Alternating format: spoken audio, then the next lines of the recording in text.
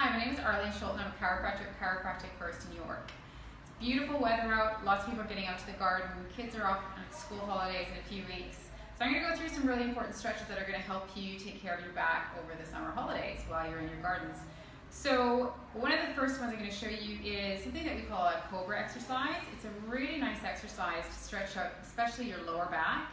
So I'm just going to go through these with you. So the cobra, what you do is you come down onto your front. Hands are right by your shoulders, and with this one, what you want to do is you want to press up.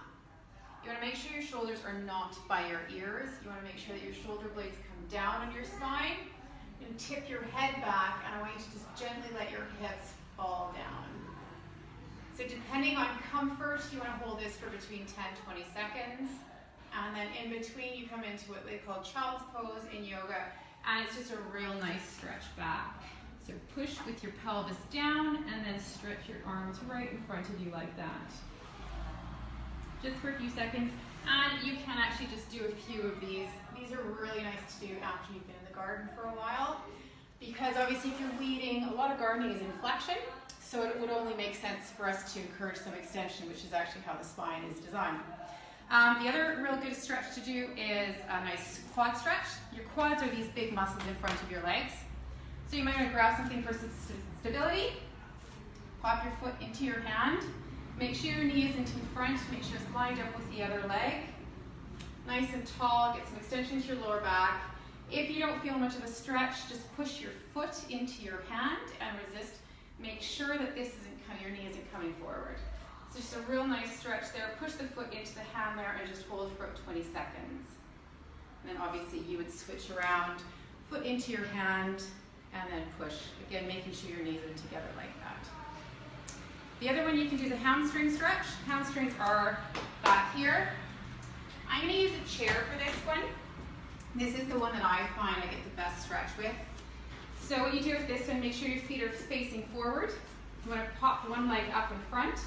You want to make sure that your hips are not turning outward. So hips are square.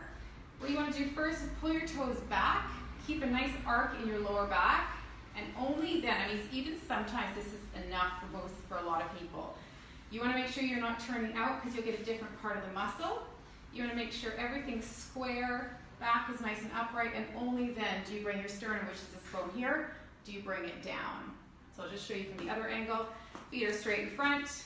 Pop your foot up on a chair, on a sofa, on a step outside.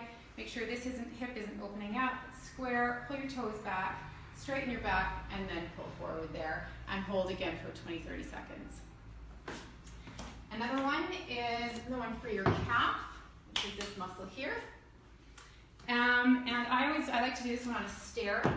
So what you do while you're running up the stairs, just stop, let one heel drop over the step, nice and upright with the rest of your body, and just push your heel down.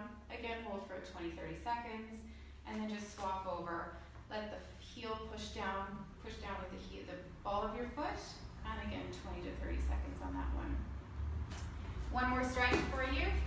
This is a stretch because again, everything in the garden, a lot of it is flexion. You want to open everything up at the end. So I like this one. This is what we call a pec stretch. And you just get into a door frame, make an L with your arm, and then just stretch open there. Again, you should feel a stretch right through here, which is your pectoralis muscle, your pec muscle. And then just swap around, and then you just lean forward. And again, it feels really, really nice, especially if you've been weeding for a long time. One more for you. This is for people who have a bit of lower back pain. This is a real good one. And it just stretches out those glute muscles for you. What you can do is one leg down, pull the knee to the opposite shoulder and hold. So you might feel a bit of a stretch in that hip flexor as well.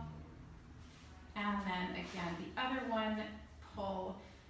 And go to your comfort. If it hurts, then you've got to just ease off of it. You should just feel a nice stretch right through that muscle here. So those are some simple stretches for you to get you through your gardening this season. Thank you very much. If you found this interesting, please share.